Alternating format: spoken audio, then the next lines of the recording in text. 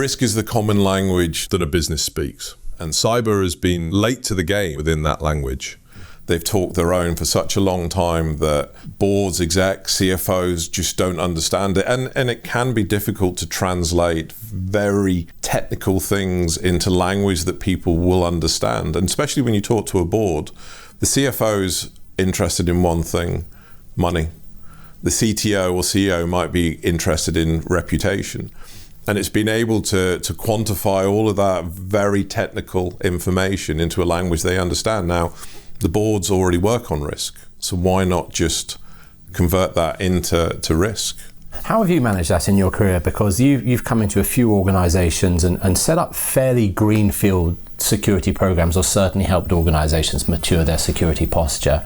What are the sort of first things that you do when you join an organization that's really looking to improve its security posture? And once you've identified what your priorities are, how do you set about trying to communicate that to stakeholders in your organization? That's a really difficult question to answer. This is my third greenfield site now, and every one of them has been vastly different for different reasons.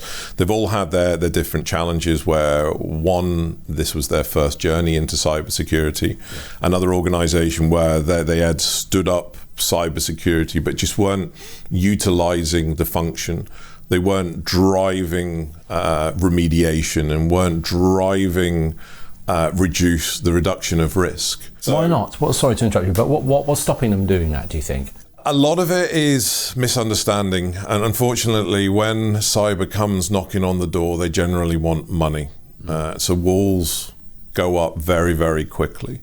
And some of the time it isn't about money. It's not about ignoring the risk, but there may be other mitigating controls that could be put in place. But we have done ourselves, and I say we, cybersecurity, done a disservice to ourselves for so many years, because we have just gone to the board screaming and shouting that everything is on fire.